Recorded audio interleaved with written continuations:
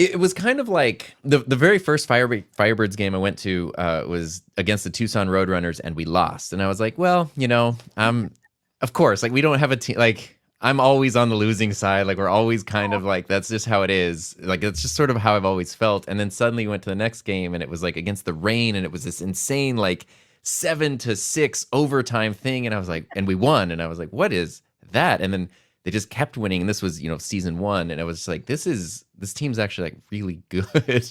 And we were still learning like what hockey was. Like the you would go to the arena and nobody had signs or anything. Nobody knew like, why is the whistle blowing? Why are they announcing a goal like a minute after the goal was scored? Like no one knew what was going on. So you got to actually see everyone learn hockey in real time. And I literally remember there was a day where someone like held up their phone and it had something written on it like, oh, here's my sign.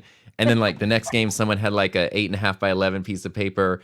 And then by the end of the season, there's people in full costumes, and people have like essentially like little file cabinets of like, I need this player, did this play and did this. Let me pull out my huge sign. Like you got to see that kind of grow.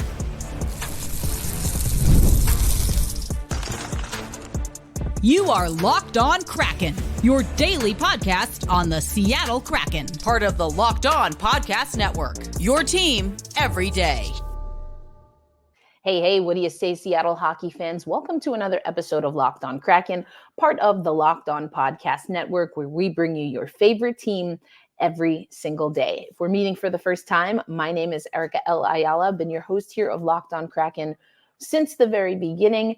And we will have a special guest on today's episode. I'm super excited because as a content creator myself, this is actually someone whose videos I've been watching for years. And then within the last year or so, I realized that we had a mutual connection, and that is none other than the Coachella Valley Firebirds. Before we get into the episode with our special guest, I want to let you know today's episode of Locked On Kraken brought to you by our friends at Game Time. You know I love Game Time. I'm going to be on the road again. Some of you know why. We'll talk about that later. But if you want to find the best seats, the best prices when you are going to events, you have to check out Game Time. Make sure to download the app, create an account, and then use the promo code LOCKEDONNHL for $20 off your first purchase. So without further ado, my interview with Tom Buck. And the reason that grew was because of the team on the ice. Like you got to see not only great hockey, like really high quality hockey, but like really high quality humans playing it. And the first season had a really good veteran presence that made sure the game was solid. And then it was led by Dan, who was just a really great leader. And to me, I think, the AHL is a development league, right? That the goal there, as sad as it sounds, the goal is to get away from there, is to move up and to develop at every level, coaching, officials, players, everything. And so, that's kind of the heartbreaking reality, is we're not going to get someone signing an 8-year contract in the AHL. And so it can sometimes sort of feel like, I remember I ended up absolutely, like, I cannot tell you how much of a fan of Chris Drieger I am after these 2 years. But first, when he came back from injury and he was kind of there, and it was sort of like, it almost seemed like, is this a stepping stone just back to the NHL?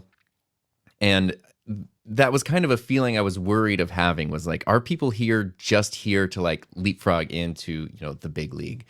And it was so incredibly like gratifying to see that even if that was their goal, because of course it should be, and that's what we want for them too, they really cared and really enjoyed like the time that they had here. You could tell that they cared about the community, but you could tell they cared about the team and the performance. And the practice rink that we skate at is like right by the Firebirds locker room and the gym. So you see the players constantly going back and forth. And, we have a friend who has become very good friends with the number of players. And like, literally they would say stuff like, we really just want to win for you. Like you could see, like, we just want to win tonight. We just want a home win. We just want this. Like you could see how much, if they hadn't won a couple games at home, it was like, they didn't just want to win, they wanted to win for us and for the fans there. And going to the finals both years, you could tell it was like, that's what we're here for. And the post-game conferences with Dan, you can tell when he's, oh, it's a good game and he's a little jokey, and you can tell other games where he's like not answering questions. And it's like, and to me, I like that, because it's like, it shows how much you care. If you didn't care, if you're just like, yeah, whatever, who cares? Like, no big deal. That would be such a bummer. I like that you care. You feel the highs, you feel the lows because this actually means something to you. And I think the whole team, that is just part of the culture that they built from day one. Yeah, there's so much of what you said that resonates. And I think to a degree, that's what Seattle is experiencing as well. You do have fans that are learning hockey for the first time. I think our broadcast team, I don't care what the Athletic says. Oh, they're so good. Yeah, they're so They're so amazing. good. Like, yeah, I was like, number 2, where? In what worlds? I don't know. Yeah. I want to recount, but they're amazing. And I think there is a balance because, being someone who came to hockey also as an adult, being in a hockey where traditionally speaking, women and people of color are not very well represented. And Right. even when we are here, we're not always treated very well. That was never my personal experience. I was aware of it and I didn't doubt that. And just the way I was brought into hockey, it was just a loving community, just people who love sports, who loved hockey. But it can be daunting because, as you said, like you're kind of learning on the fly the rules to hockey, and that can be tough when you're going up against teams like, the original 6 teams, especially. And, they want you to be a certain way. And I love that in Seattle, and it seems like in Coachella Valley, especially, like the team, the organization from soup to nuts has really embraced the diehard hockey fans that happen to be Firebirds fans, and then the Coachella Valley folks that are coming to hockey because of the Firebirds. And I think that's really, really cool. I also love what you said about Dan. We've talked about it on the podcast before, but you're absolutely right. Whereas Dave Haxtell, and I respected the way he operated in a lot of ways. I say a lot, like he would never defy the team, even if he was really ticked off and like ripped them in the locker room. You almost would never know. And I really like that about Dave, that he always kept it in-house, and he would never, even if he was teed up to talk about a specific player and maybe a slump or a bet, he would never do that. And I don't think Dan does that either, from conversations I've had with him. And like you said, post-game. And what I like about Dan is, to your point, like you can tell just by how he's answering questions. I think he's a little more, he gives a little more. Of course, this is me from the media perspective. I think he gives a little bit more than Dave ever did. And, I remember that loss to Hershey when the series, in this last season, when the series was headed to Hershey, and it was just really simple. Went in there, said pack for 2. And that's pretty much all he said for the rest of the post game. Oh man, and I think that intensity really comes through. And that's what I find so interesting. I talked about this on a recent podcast, because there is an intensity. And as a former athlete, I respect, I respond to the intensity that comes from this coaching staff. And again, as someone who nerds out on leadership development, there are things every single time Dan speaks, every single time Jessica speaks, where that they thoroughly and truly care for the people that they're working alongside, and the players in particular that they feel responsible for developing into their most promising and, most elite level, in this case, hockey player. And I think that's so freaking cool. Like, I just think it's exciting to be a part of something brand new. And I can only imagine what it's like to watch as a fan, as you said, as someone who's from the Coachella Valley area. I can't even tell you. And that's the thing too, is, the past 2 seasons, because we're a very seasonal area down here. It's super hot right now in the summer. And so in the winter time, we have a lot of people from Canada who come and stay here. While it's cold there, they stay here. And that's cool, because now there's hockey here, and they're, born with skates on. So that's perfect. But the crazy thing is, they usually leave around May. They're usually from like October till May. But playoffs run through May. Last 2 years at least, the playoffs are run into June. And it's still like the games are completely sold out deep into June. And those are people who are just from here, live here full time. And that is like, I never thought I would see anything like that here ever in my life. And it makes me so happy every time I can tell like someone's around us and they've never been to a game before, or, there's someone doing like commentary that's like, oh yeah, I'm here for the first time, or whatever it might be. I'm like, please score like a few goals. Like I want you to see. I know every arena goes nuts when their team scores, but like it goes really hard when the team scores. And then there's stuff like, there's Fuego, who like he's the best. Like he is the coolest mascot Yeah. They could do a whole podcast just about Fuego. But when you see like the absurd insanity where you could argue like, okay, at the AHL development level, like a mascot could come out and like wave a flag and like throw a t-shirt at the crowd and like the boxes are checked. No, like that's not what.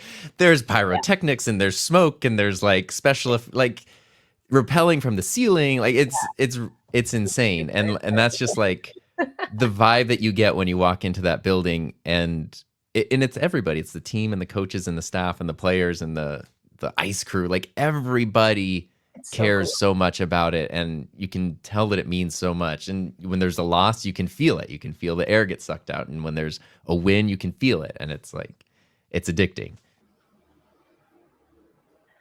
Passion, drive, and patience. That's what it takes to win a championship, but that's also what it takes to keep your ride or die alive.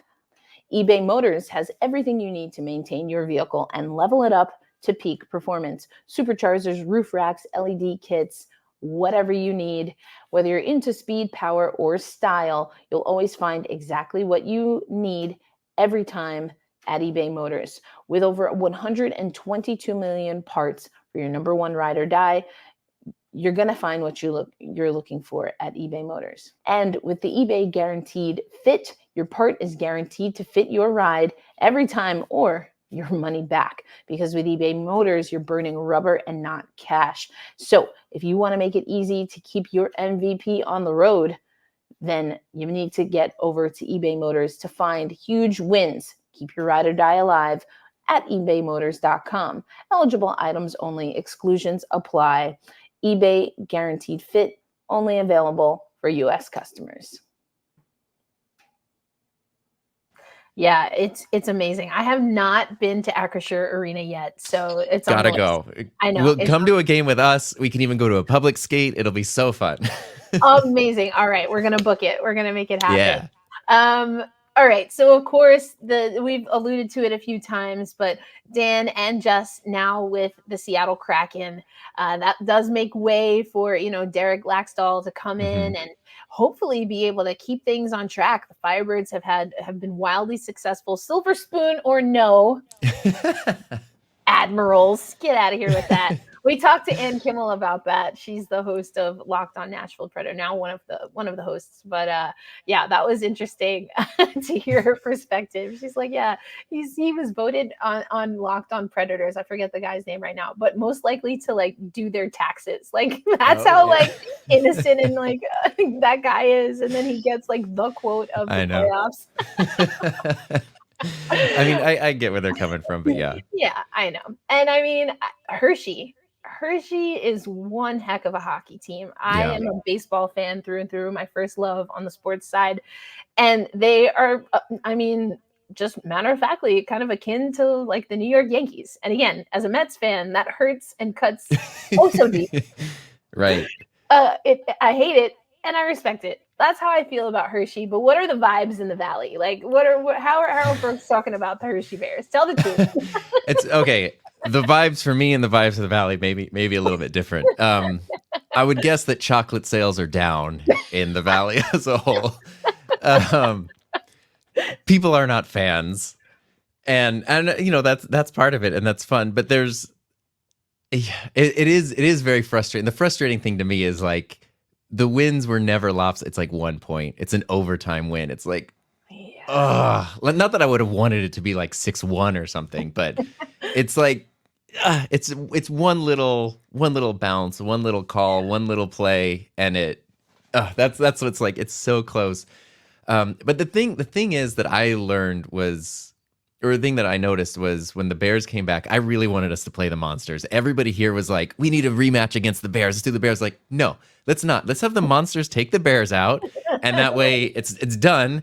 And I don't even care if we lose to the Monsters. Like, I'll root for them. It'd be great. But then that didn't happen. And so we played the Bears again. And when we had the first home games of that series, there's people who fly out from Hershey. There's local people who are fans. So they're there in their jerseys and stuff.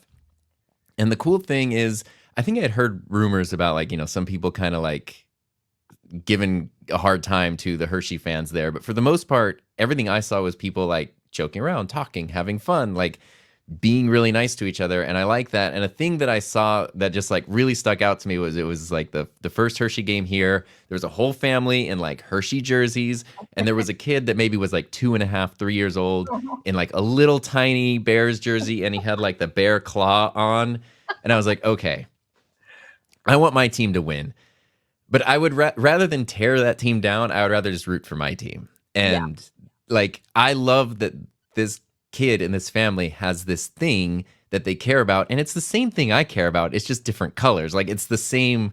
We have the same experiences, the same joy, the same, like, we get to participate in this thing, and it's really cool, especially 2 months after a lot of other teams stopped having anything happening. We're still here doing it, like, it's still going. And so it was kind of like stepping back and doing that has been, it has been sort of like, I just want to remember and keep perspective on, we're all fans of this sport, and it's like, it's the coolest sport, and let's just enjoy that. And I have been, there's another, I don't think it would be too bad if I say this, but there's another podcast I've been listening to that's goalie specific.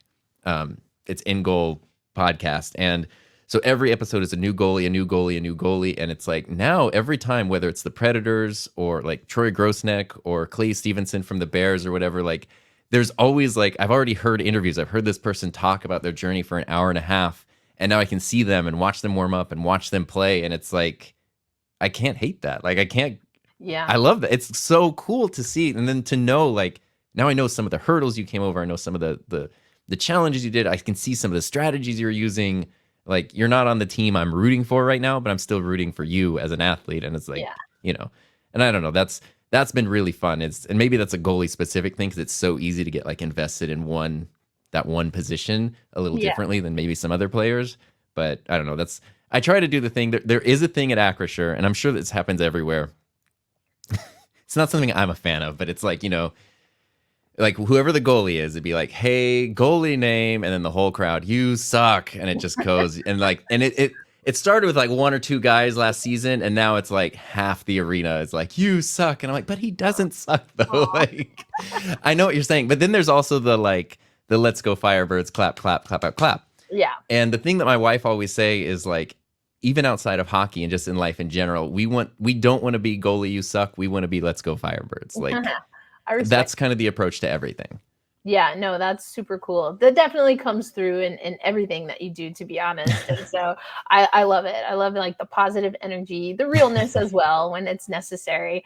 And that's what we try to do here. And speaking of realness, we are so thankful over on Locked On Kraken that the Firebirds made a deep run, especially last season, because I was like, I don't know what I'm supposed to do for like a month and a half.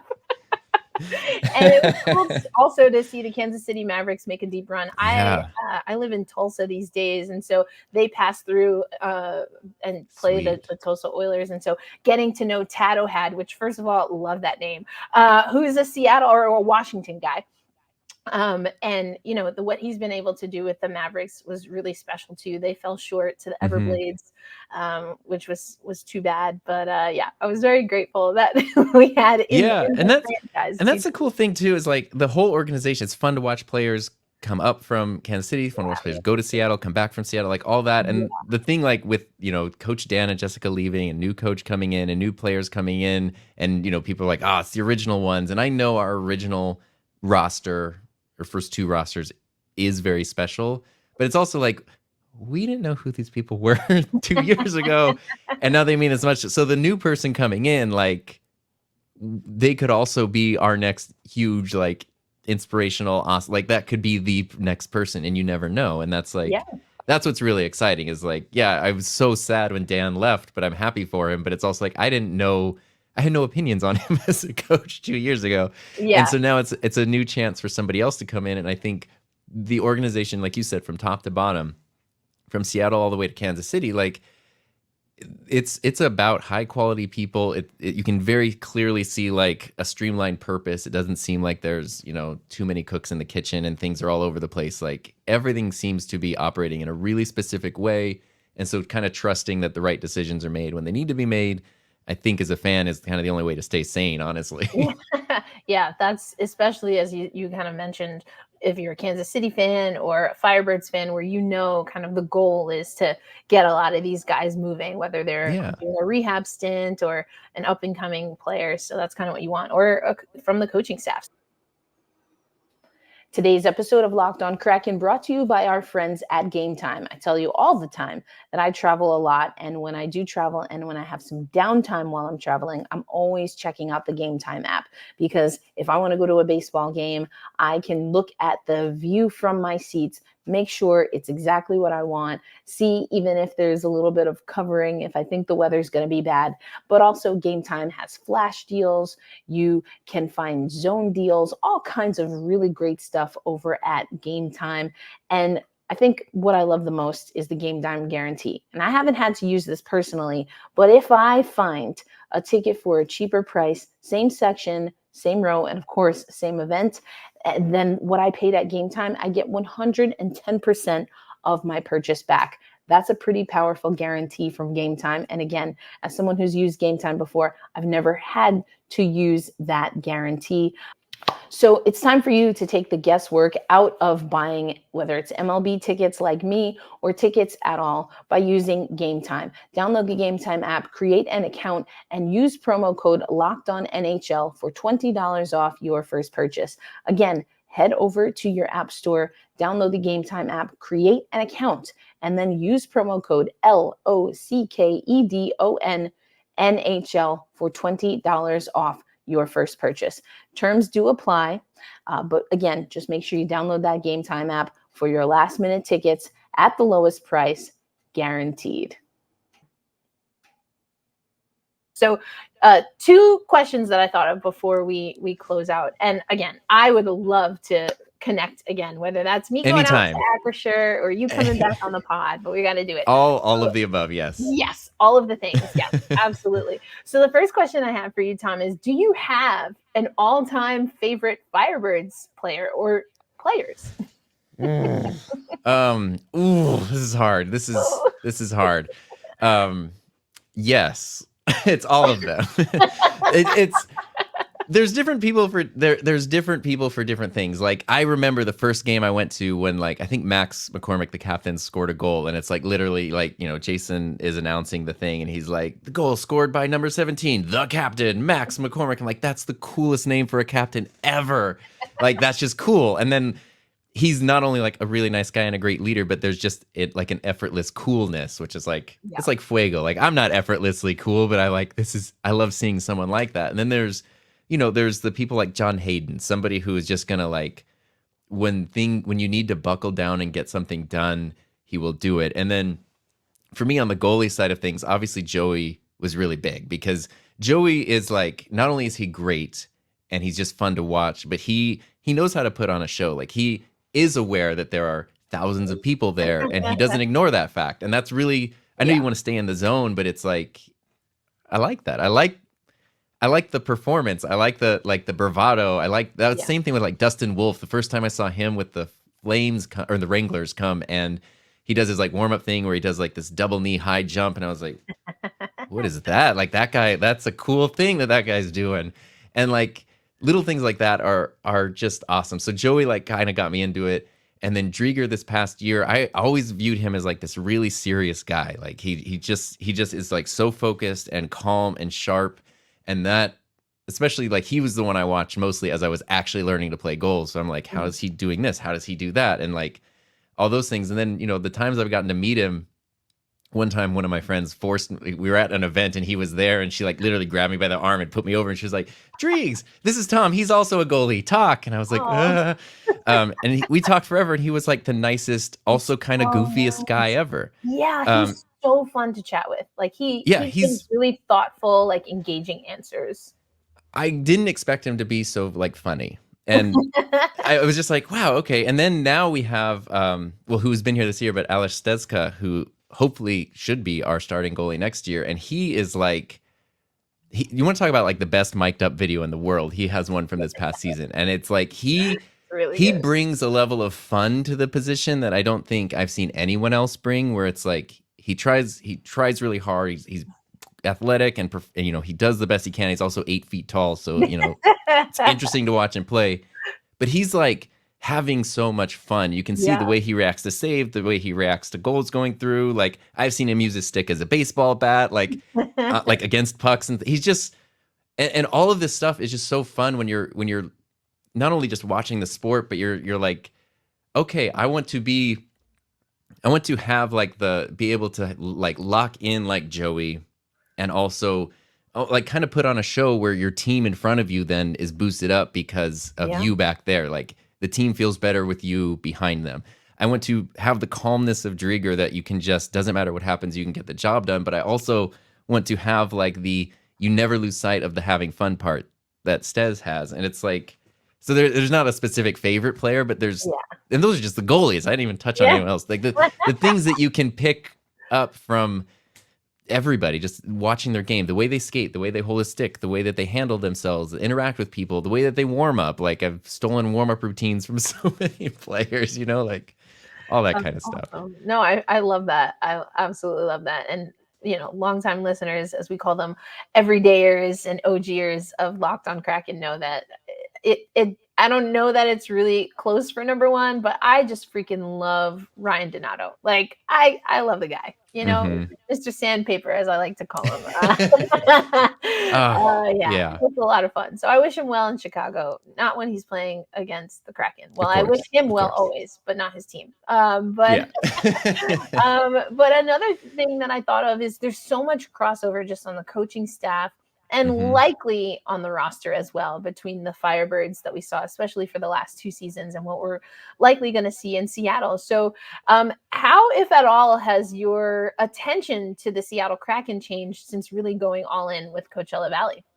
Yeah, that is, I mean, the thing I'm really excited about is, I don't know the exact numbers, but it feels like half the roster of this upcoming season's Kraken is going to have been coached by Dan at some point. So it's like the effortlessness of already understanding how things work and what to do. I feel like that puts everybody a step ahead. But it was funny because, honestly, they built a hockey team. I didn't know NHL, AHL. I knew NHL, but I was like, that's it. That's what there is, right? I didn't know AHL. And I was like, okay, so that's what this team is. And this goes to Seattle. Okay, fine. I guess we should watch some Seattle games, especially, like last season when like Ty got brought up, or I think even Joey came up. When a couple of our players went up there and I was like, oh, we just watched them the other night and now they're at Climate Pledge over there. That's cool. And then it's like, I remember it was kind of the thing of like, well, I only want to watch Seattle games. I'm not going to watch I'm just going to watch a Seattle game. Then it's like suddenly you're watching literally every NHL game the whole season. And it's like, I almost forget which team is which sometimes, and I feel bad saying that because, like, obviously I watch the Firebirds and I'm there, but I just like I follow everything for both teams and watch every game and everything for both teams, and the players shift back and forth so frequently in a lot of ways that it's like it is also my team, even though it's 2 states above. Yeah, no, that's super awesome. And I love that. And I think, yes, there's been so much symmetry. Now, you can say, and I've made this argument, that maybe you don't want so much back and forth from the NHL perspective. And, there have been some trying times for sure for Seattle. And I think, again, like you said, having 2 coaches come up with Dan and Jessica have that continuity, and they are so unapologetic in making sure that they express, and I would likely assume, at least in part for their players, but certainly for us in the media, that they are still going to focus on developing these players. And that, I think, means a lot. Unfortunately, there are a lot of things in hockey that we're still trying to shake off. And some of that is just making sure that we're caring for the players at the NHL level. And, we've seen players go through the assistance program for one reason or another. And, I'm hopeful that we see more of this being the rule as opposed to the exception, and really pouring into the athletes, because, at the end of the day, we're all people. And I get that Tad especially is very complimentary of, he's been in the game for a while and says he has never had so much continuity from ECHL to AHL to NHL. And that makes me really proud to be someone that gets to cover this team and has an affinity now to the Seattle Kraken, and of course the Firebirds and the Kansas City Mavericks. Yeah, it's awesome. There's no, I mean, I don't know it's what had to happen to make me like, I was always the person who was like, oh, sports ball, like, oh, like I was like that kind of like, I'm into audio video, you're into sports. And that's like, no, now I get it. Yeah. I was wrong. I was straight up wrong for like 36 years. I understand that. And I'm happy to admit that. And it is a really special thing. And I'm also very glad that both teams have really great branding and colors, because I don't know what I would do if it was like, if it Like was something hideous. yeah, exactly. Yeah, Tom is not afraid of a pop of color. I love your vibes. Yeah, and we're gonna have to ask you about that. I almost did it this episode, but I was like, no, let's stay focused. But I love the energy. I love the vibes. So again, we're gonna have to have you back on, Tom. But thank you so much for your time, for agreeing to join us here on Locked On Kraken. Thanks again, endlessly, over and over again, for putting the content out that you do. I know I can speak for myself for sure. And I mean, just check out your views. And we know that plenty of other people are enjoying your content as well. But Tom Buck, thanks so much for joining Locked On Kraken. And we'll have you on again sometime soon. Thank you so much. This was so much fun. You know what we do. Be kind to yourselves. Be kind to one another. Hold fast. Stay true. And we always say loud and proud, let's go Kraken. I will catch you on the next episode. Peace out, everybody.